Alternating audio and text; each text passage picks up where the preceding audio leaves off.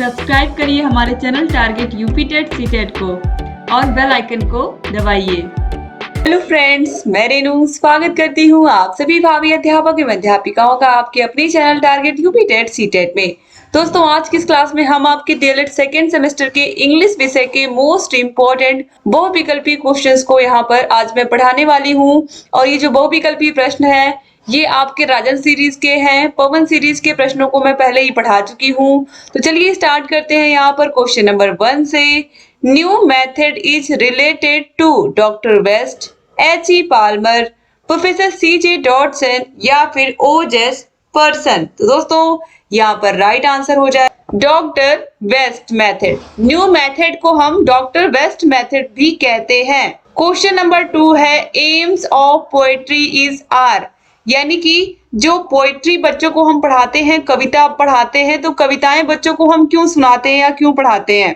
To train the emotion, बच्चों के अंदर जो भावनाएं हैं उनका विकास, वो जो संवेदनाएं हैं और जीवों के प्रति या और मनुष्यों के प्रति सभी के सुख दुख के बारे में बच्चे समझें, यहाँ से ये चीज आती है। इसके अलावा to develop aesthetic sense, to understand the life better, यानी कि बच्चे अपने जीवन के बारे में, इसके सुखों दुखों के बारे में, इन सब के बारे में अच्छे से समझ पाएं, जीवन के बारे में उनके अंदर एक समझ विकसित हो, इसीलिए बच्चों को हम कविताएं पढ़ाते हैं। तो ऑप्शन डी जो है ये बिल्कुल सही आंसर हो जाएगा। जैसे वीर तुम बढ़े चलो, धीर तुम बढ़े चलो, ये एक तरीके से एक वीर की कहानी हो गई। झांसी वाली रानी, झांसी की रानी के बारे में आपने सुना, ये खूब लड़ी मर्दानी, वह तो झांसी वाली रानी थी, इस तरीके से।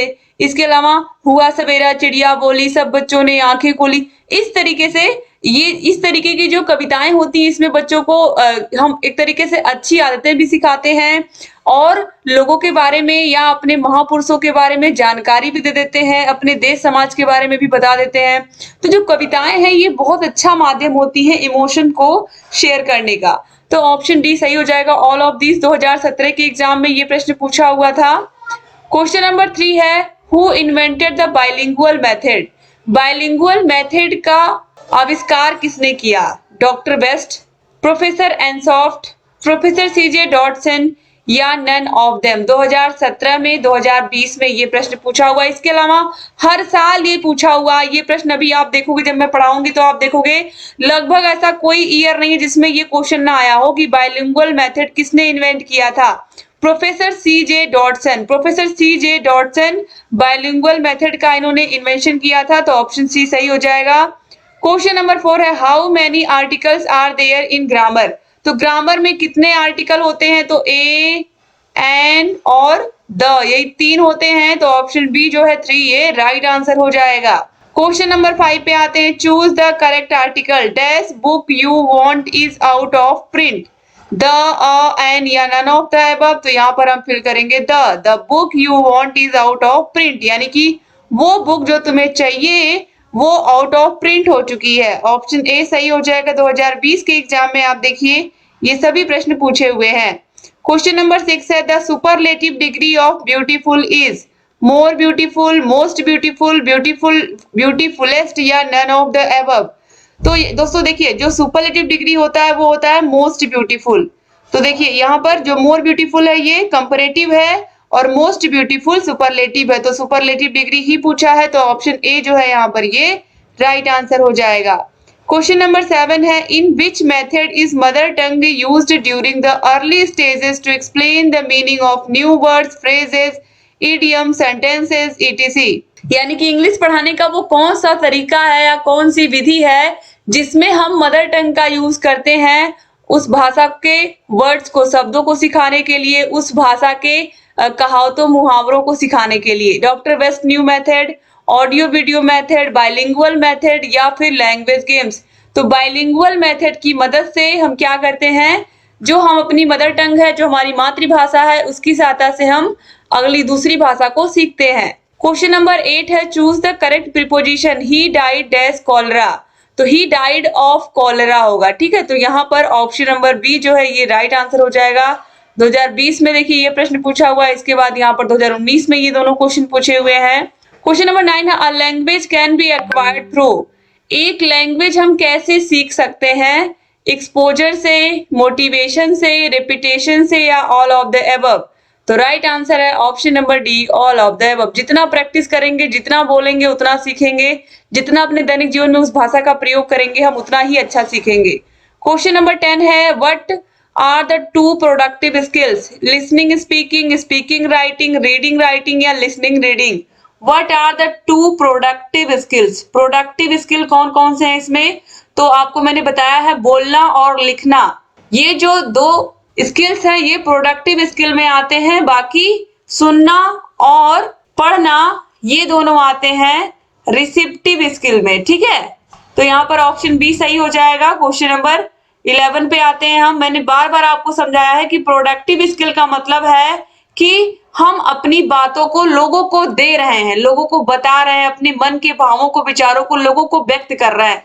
तो या तो हम अपनी बातों को किसी को बोल करके बता पाते हैं, जैसे अगर हमें अभी अपने फ्रेंड को कुछ बताना है तो या तो हम उसको फोन करके बताएंगे, अपनी भाषा में बोल करके बताएंगे, या तो उसके पास हम मैसेज कर देंगे, उसको लिख करके बता देंगे कोई बात। तो दो ही तरीके हैं ना, और ये दोनों ही तरीके बोल करके यानी कि स्पीकिंग के थ्रू और लिख करके यानी कि राइटिंग के थ्रू ही हम अपनी बातों को लोगों को बताते हैं, और यही होता है प्रोडक्टिव स्किल। और जो हम सुनते हैं, जैसे कि हमने कोई बात सुनी, कोई कह रहा है, या कोई चीज पढ़ी, सुन करके पढ़ करके कोई चीज हम ग्रहण कर रहे हैं, कोई ज्ञान ग्रहण कर रहे हैं, तो ये रिसेप्टिव स्किल होगा। ठीक है, आगे बढ़ते हैं क्वेश्चन नंबर 11 पर। The aim of teaching a second language should not be to understand the language spoken, to read the language with comprehension, to forget the mother tongue, to write the language correctly। तो कभी भी second language को सीखने का मतलब ये नहीं है कि अपनी मातृभाषा को आप भूल जाइए, यानी कि अगर आप अंग्रेजी सीख रहे हो तो आप हिंदी भाषा को भूल जाओ, ये सही नहीं है। तो the aim of teaching a second language should not be to forget the mother tongue, यानी कि कभी भी आपको दूसरी भाषा सीखने का मतलब ये नहीं कि आप अपनी मातृभाषा को भूल जाएं। क्वेश्चन नंबर 12 है, which composition provides students free thinking? Writing composition, oral composition, guided composition या फ्री कंपोजिशन? तो जो फ्री कंपोजिशन है ये बच्चों को फ्री थिंकिंग के लिए प्रेरित करता है। 2019 के एग्जाम में ये प्रश्न पूछा हुआ है।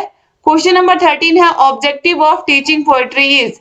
बच्चों को पोएट्री पढ़ाने का क्या उद्देश्य होता है? बच्चे एंजॉय करते हैं, बच्चे उसका कंप्रीहेंशन करते हैं, बच्चे अप्रिसिएशन भी करते हैं। तो ऑप्शन डी जो है ऑल ऑफ द अबव ये राइट आंसर हो जाएगा। क्वेश्चन नंबर 14 है, ये 2018 में देखिए पूछा हुआ है। ये क्वेश्चन नंबर 15 भी पूछा हुआ है। तो क्वेश्चन नंबर 14 है, what are the two productive skills?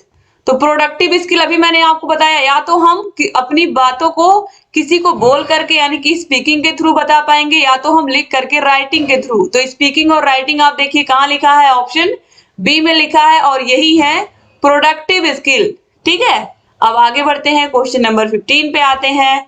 Fill in the blank with suitable pronoun, dash do you want to meet? Whom यहाँ पर फिल करेंगे हम, की विच, की हु, की हुज।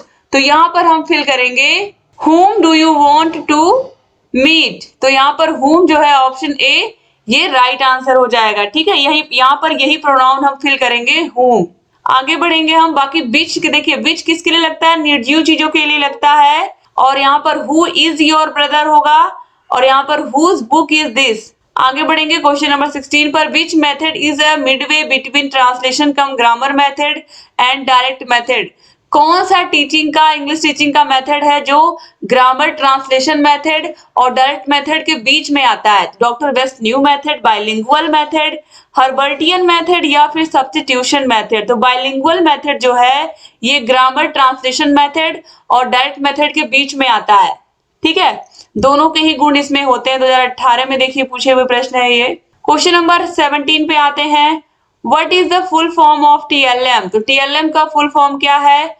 टीचिंग लर्निंग मटेरियल, शिक्षक सहायक शिक्षक सामग्री। तो यहाँ पर देखिए teaching learning material option C में सही दिया हुआ है। आगे बढ़ते हैं क्वेश्चन नंबर 18 पर, fill in the correct preposition, we got dash difficulties. हम डिफिकल्टीज में फंस गए हैं, यानी कि हम कठिनाई में फंस गए हैं, तो यहाँ पर क्या होगा? इनटू। ठीक है, क्वेश्चन नंबर 19 है, choose the correct preposition, I came dash his request, on, at, of या बाई। तो यहाँ पर हम एट फिल करेंगे दोस्तों, एट प्रीपोजिशन यहाँ पर फिल होगा।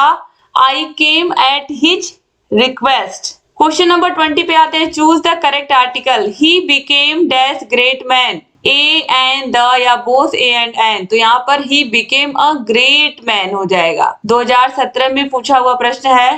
क्वेश्चन नंबर 21 पे आते हैं, rearrange the following words. Today nature man is playing with, तो today man is playing with nature, तो यहाँ पर आप देखिए पहले होगा ए, फिर होगा सी, फिर होगा डी और फिर होगा लास्ट में बी, तो A C D B. Today man is playing with nature, option A सही हो जाएगा। क्वेश्चन नंबर 22 है, doctor Best method is also known as.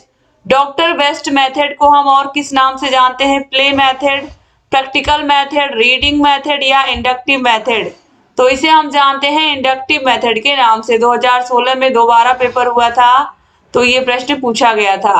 Question number 23 है, choose the correct article. We decided to stay at dash hotel in the centre of the town, A and the या some, तो यहाँ पे फिर होगा the.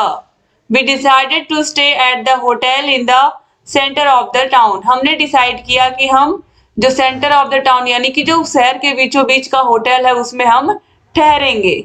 आगे बढ़ते हैं, question number 24, choose the correct verb. Each boy and each girl dash punished, was were is या आर, तो ईच बॉय एक एक लड़का, ईच गर्ल एक एक लड़की, वॉज पनिश्ड, क्योंकि वॉज क्यों लगेगा? क्योंकि एक एक पर्टिकुलर एक एक व्यक्ति की बात हो रही है, तो यहाँ पर वर नहीं बल्कि क्या लगेगा? वॉज लगेगा। क्वेश्चन नंबर 25 है, choose the correctly spelled word. इसमें से ग्रामर सबसे सही कहाँ लिखा है? तो GRAMMAR, यही होता है ग्रामर की स्पेलिंग। बस मेनली लास्ट में आप गलत कर देते हो, यहाँ पर ई समझते हो, तो ई नहीं होता है, ए ही होता है ग्रामर में।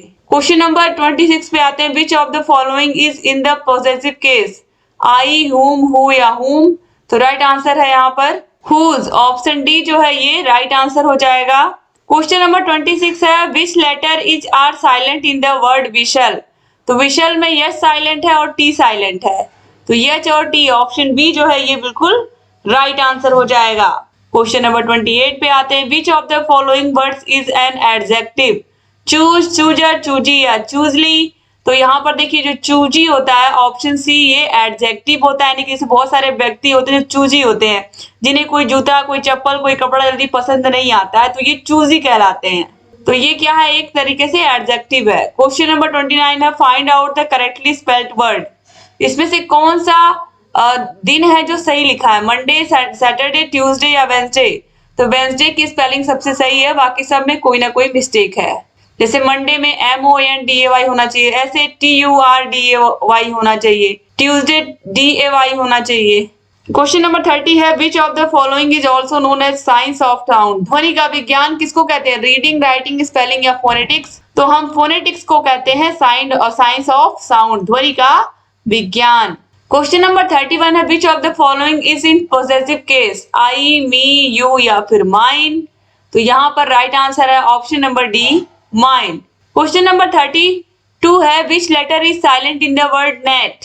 जो जी है, जी इसमें क्या है? साइलेंट है, ऑप्शन ए सही हो जाएगा।